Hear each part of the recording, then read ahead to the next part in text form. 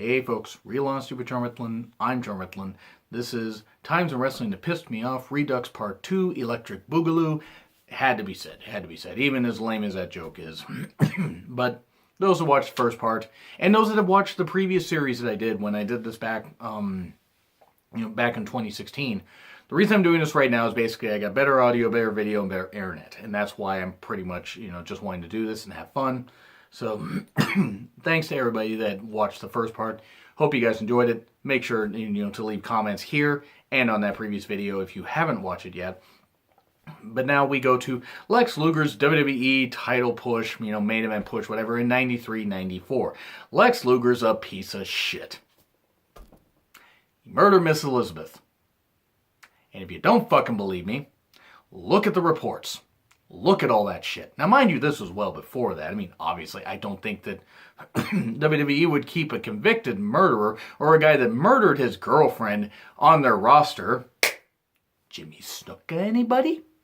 Even though he fucking did it. No, they kept him they kept him there for a bit. Great idea, Vince. At least karma got fucking Jimmy Snuka. I feel bad for Tamina, by the way. I do. Because she knew him as her dad, but after what he did, that's just bad. That's got to be a terrible burden to carry. But yeah, Jimmy Snuka did, and Lex Luger did it, and I don't fucking care who knows it. I don't fucking care who knows about my bias. Yes, these are going to be biased rants. I'm going to stay as unbiased on some of these as I can. But some of these, my anger is going to shine through. So with Lex Luger, yes, he's my least favorite superstar of all time. I admit that there were times his matches actually worked really well, but that's because guys like Steamboat and Pillman and Sting and especially Flair could bump like hell and make him look like he actually knew what the fuck he was doing, because a lot of times he fucking didn't. And anytime he got hit with a chop, it was like he was shot, and then all of a sudden his legs would go out from under him. Oh wait, that's after the health issues that he had, where karma got him for killing Miss Elizabeth. Back to his 93-94 run. Vince McMahon brought him in with all the hype in the world. Brought him in a World Bodybuilding Federation contract until his WCW contract ran out after Lex Luger had left WCW right after Super Brawl 2, putting over Sting in the main event. Super Brawl 2 is a really good event, by the way. But brought him in a WBF contract, which makes sense because Lex Luger essentially looked like a bodybuilder, and that's pretty much his only claim to fame because it sure as fuck wasn't his wrestling. Guy could barely do a goddamn clothesline or anything without looking confused or without yelling, "Ah!" I don't know. Maybe he was just having a series of aneurysms in his damn head or something. Maybe according to people, what they said about him is he had a 4.0 grade point average in college. I find that very hard to believe since he couldn't put words together in promos very well. I find that very hard to believe when it didn't look like he knew what the fuck he was doing in the ring a lot. He would look confused and he's in a couple rumbles. Oh wait, I gotta toss this guy out. Lex, it wasn't that hard to figure out. Getting that main event push, look, okay, somebody may say to me, well, you try it. No, I didn't want to get into wrestling because I couldn't take the pain and I didn't like to travel. But Lex got paid a lot of money for a lot of years to do the same fucking shit. He was a great heel because he was easy to hate. He never connected with people as a babyface, except, I will say in WCW 97, when they decided to put the title on him, have him beat Hogan right before Road Wild 97. That was actually a time where Lex was pretty over as a babyface. And even in the 98, and then he became the total package. They rebranded him and gave him some of the worst music ever. And Miss Elizabeth, I know Miss Elizabeth had her demons, I'm sure she did. I'm not saying she was a perfectly innocent person, but she did not deserve that. And Lex killed her. I'm getting off topic on this. His 93-94 push. Brought him first as a narcissist Lex Luger. Bobby Heenan doing everything he could, having to guide Luger on the damn promo. Because they rehearsed it and Lex still fucked it up. Muggsy Sam, Karen, we talked about this. Maybe other people and I talked about this besides you and I, but still, we talked about it. It was so fucking embarrassing. The guy couldn't figure out how to do it. And then I think he faced Mr. Perfect at WrestleMania 9. Yes, I will do a 25-year reflection on that because I hate myself. That'll actually probably be up later in February, actually maybe like early March. and will probably be the only WrestleMania reflection that I'll do, because I covered every single WrestleMania event from worst to best, or best to worst. Well, actually, yeah, worst to best. From 32 up to, from 1 to 32, because 33 hadn't happened yet. So here's the thing about Lex, though. He was brought in as a narcissist, Lex Luger. Okay, pretty good performing heel, had the legit steel plate in his arm, that happened because of a motorcycle accident or whatever. It didn't cause any brain damage to him, obviously, because, you gotta have a fucking brain up there that actually works, that isn't roided up and, and just completely flatlining to actually have any brain damage. I don't like Lex, can you tell? Then they made him an American babyface after Hogan left. Because Hogan didn't want to put Bret Hart over. Oh, by the way, 25-year reflection on Hogan's ego trip in 1993 will be happening later this month. And it will actually kind of coincide with the WrestleMania 9 rant that I'll be doing. And I will also be doing the Raw, all the Raw 1993 episodes, and I will actually be reviewing and putting up 2 shows of the first 2 of the month and the last 2 of the month. So yeah, those are ones to look forward to. Little plugs here among the rants so I can calm down a bit. Lex was made into an American babyface. Body slammed Yokozuna. Huge build, giving him the Lex Express or whatever. Hopefully he wasn't driving the goddamn thing, because if he drove as well as he wrestled, that bus would have crashed, before it even got out of the parking garage. Big, it's almost like an old presidential campaign where he's trying to get people's support and everything. I'm going to beat Yokozuna. And Vince got cold feet because rumors are some of the locker room said, nope, you're going to choose Bret or we're going to leave. And Vince had a count-out win, and everybody celebrated like Lex won the title. But the crowd was like, he didn't win the title. Sure, he knocked out Yokozuna, but he didn't win the title. And they were going to take it to WrestleMania. They had Lex do Lex, and Bret be co-winners of the Rumble, first time ever, until 2005. Which, it's funny that the Lex and Bret spot was actually planned, in the 2005 spot between Cena and Batista, which was better, was not planned. And you wouldn't have fucking known that it wasn't planned because it looked perfectly done. Anyway, by that time, they had done like a little promo thing afterwards or whatever. It's like, the winner of the 1994 Royal Rumble, and they played Lex's music and the crowd started to boo. And then they played, wait, another referee. The winner of the 1994 Royal Rumble, Bret's music hits. Big cheers. I mean, there were probably some boos because there were some Lex fans in 1994, you morons. Sorry if you guys like Lex, that's cool. But they went with Bret. Lex got a title shot against Yokozuna. Mr. Perfect is a special guest referee. Mr. Perfect shenanigans and everything caused Luger to not win the title. Because the idea was Lex was actually going to win the title from Yoko and then drop it to Bret later. It was actually better that Lex didn't win the title and Yoko lost it to Bret. It's kind of a culmination of like what happened at WrestleMania 93 and Bret winning the title back there. And that was good stuff. And that was pretty much the end of Lex Luger's, big push. Because Lex wasn't, he wasn't ready. He wasn't ready for it. I mean, Vince needed another, tall, blonde-haired, roided-up doofus, an idiot. I mean, it's like just this guy that just didn't seem to like have any he never seemed to have any passion for the wrestling business. That's the one thing about it. He made a lot of money, and then the way he left WWE, I don't know if he hadn't jumped to WCW, I don't think Lex Luger had much of a future in WWE. Honestly, they were going in a different direction, and Lex really didn't fit that. And it was first shot fired right on the first night of WCW Nitro. But just his push, it just ultimately ended up being a waste. I mean, now he's working as, now he's working with WWE as a consultant with their wellness program. Because who knows better about roid usage than a former roid head and a former pill head? Look, we all have our vices. We all do. But Lex Luger's an embarrassment to the wrestling business, and I will go to my grave, however long that is, thinking that. Now we go to Great Khali as world champion. It was done to tap into the Indian market, which, to be fair, it did better than what Jinder did, And it's not even knocking gender, that's how they did it. Khali became world champion basically because Edge got injured. And they did a battle royal and Khali won it. And held the title upside down. Honestly, the fact, if Khali had not been 7'2", 7'3", build is 7'2", 7'3", I think he's more like 7'1", then there's no way, there's no way that he would have ever gotten any kind of push. Maybe he might have been able to wrestle. I mean, I saw a little bit of stuff that he did, I guess, in Japan, and he was able to move, but this was back in 2002. Look, it can't be healthy for a guy to be that tall, with those kind of knees, and that kind of back. It can't be healthy. The guy couldn't bend his knees, the guy couldn't really bend his back, the guy couldn't really move.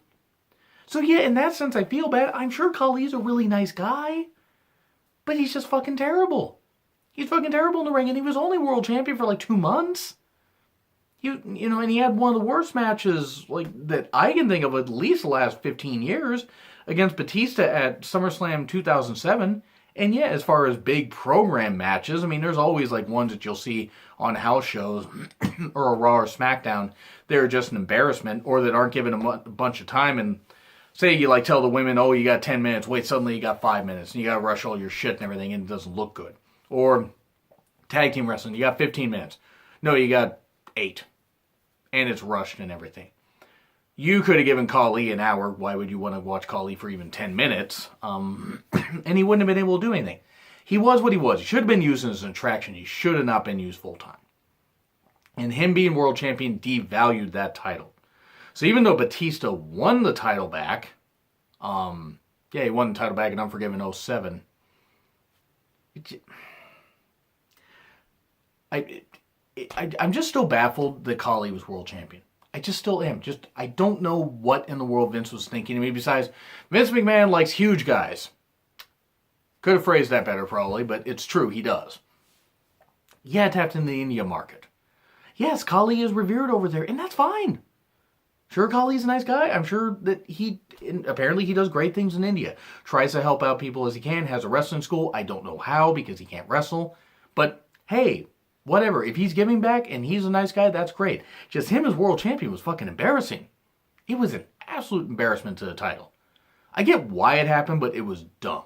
You should have just gone with Batista winning it back. I don't know. It just didn't make any sense to me. And then Booker T losing to Triple H in Mania 19. I covered this I did a Triple H, Triple H's world title reign of terror, a 15-year reflection. Just the build up, the racism and everything. I'll just cover it briefly because I covered it a lot better in that video. But just the racism, fetch me a towel, someone like you will never be champion. King's commentary at WrestleMania 19. People like Booker T can't be champion. He can't help it if his family portrait is a courtroom sketch, and just the stuff. And if Booker had won, it still wouldn't have justified it. I would say it would justify the storyline, but it really wouldn't have. But at least it would have made more sense. It just, oh God. This was just beyond words. Because it made Booker T look foolish. It made creative look foolish. And yeah, Triple H, pulled politic rank. I mean, obviously, you could tell that was a straight up politic play. If Booker had at least won and held the title for even 6 weeks, okay, might have been seen as one of the lamest title reigns of all time, but at least he would have gotten that Mania moment. He didn't even get another world title shot until 2006. And by SummerSlam 2007, he was gone from the goddamn company. Like, the fuck? I mean, you had this great talent in Booker T, and that's the best you could do? I don't know, I couldn't fucking stand it. And now we go, the Claire Lynch storyline. Dixie Carter should have been stoned in public for this. Any creative minds that came up with this should have been stoned in public for coming up with this.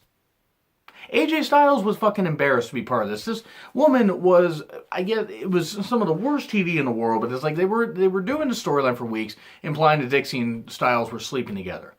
I was already horrified with that. I'm like, don't you dare. Don't you dare. AJ seems like a pretty good guy as far as being faithful to his wife and everything. Let's not do this shit, sleeping with the boss. And then it turns out they were trying to help this woman named Claire Lynch that was a drug addict, and they were trying to help her get clean. And she cut this promo at the end of TV in one of the episodes. I forget what it was. It might have been in June. I think it was June 2012 or something like that. And it was one of the most nauseating and embarrassing things I've seen in my life. And I'm just like, I'm watching this. I remember even tweeting about it because like I was back active on Twitter, and I'm like, I don't even know what I exactly said because that was almost 6 years ago. But I'm like, I remember tweeting out just how embarrassing this was. And it was embarrassing. It was embarrassing no matter who was involved in the damn thing. But you're using your top guy. The guy that was basically the Sting of Impact Wrestling. Yes, Sting was in Impact Wrestling for a good while, but AJ Styles was their guy, their golden boy. And they let him walk away because we needed to cut contracts and give other people a chance, and it didn't work out. Now, to be fair, Magnus did the best he could with the world title. So I ain't knocking Magnus. And Magnus did beat AJ Styles on the last match that AJ had. But the Claire Lynch angle, I just remember watching this and thinking, this isn't entertainment. This has nothing to do with wrestling. There was no end game to this. There was no good end game. People say, oh, well, it made AJ go dark and this kind of stuff. And he became foreboding and this kind of stuff because he went down a dark path. Well, that wasn't even the worst part of it. Because they needed to not do that with AJ. Tweaking his character and everything wasn't necessarily a bad thing, but doing this, it damaged everybody. Christopher Daniels and Kazarian did the goddamn best they could with it. Especially, in later bits of this whole angle. But that segment and her cutting that promo was, if it didn't make the ratings drop to the Earth's core, I don't know what would. But this right here was, I'm like, Impact just doesn't get it. WWE has screwed up plenty of times. I will always admit that. Impact did not need to be doing this kind of angle when they had a great talent roster in 2012 and could have made a serious push even despite the fact that Hulk Hogan was still there. But then you had where Claire, instead of being a drug addict, she doctored some photos where she was sleeping with AJ, and claimed to be pregnant with his kid. And they were doing all this stuff and everything, and they even had this fake doll that was supposed to be like, it was dressed in a little AJ gear and stuff like that. And again, Kazarian and Christopher Daniels did the damn best they could. I mean, they were great. They were one of the only, actually pretty much the only good thing that came out of this whole thing. Maybe besides AJ going away for a bit to say, I'm going to get the stink of this angle off of me. But Daniels and Kazarian were fantastic. But it was an embarrassment. An embarrassment to everybody. I mean, just absolutely everybody. I mean, it's no wonder Daniels and Kazarian left soon after. I mean, and then they became great in Ring of Honor. Shame WWE won't hire Christopher Daniels, though he is, I think, in his mid-40s. So I'd be very surprised if he was in anything other than NXT to maybe, maybe have a short run and then do some training. Just be a trainer or whatever. And he probably still wants to wrestle, so good for him. But the whole thing of like the fake, drugging AJ, the photos, the fake pregnancy, and the woman, playing Claire Lynch didn't even want to go through with the thing. And was like, no, this is fucking terrible. After they'd built this up for weeks and weeks and weeks, and the identity of the father was going to be revealed. And it was like a Maury segment, only, trashier. Because Dixie was involved. Because Dixie's a fucking idiot. AJ wasn't the father and the angle was dropped. The Claire Lynch angle, actually, it made me angry at Impact Wrestling because I'm like, here's this, where this company has such an opportunity to be an alternative to WWE, to Ring of Honor, to New Japan, to be its own alternative. Chance after chance after chance after chance. And they fucked it up. And not the talent. Not the talent. But just whoever's in charge of it. They just can't get out of their own goddamn way. And it's been an embarrassment. But this Claire Lynch angle was one of the biggest low points in Impact Wrestling. It would be bad if WWE did this. In fact, it would actually be somehow worse because you'd think WWE would know better. But everybody involved, from Dixie and to whoever in creative thought this was a good idea, should have said, no, this is fucking terrible. Other people should have stepped up and said, no, fuck this shit. But anyway, that's where I'm going to leave that off. Do you agree? Do you disagree with what I said? Like, share, comment, subscribe. Twitter links in the description. It's been Real Honesty with John Ritlin. I'm John Ritlin. I'll see you soon.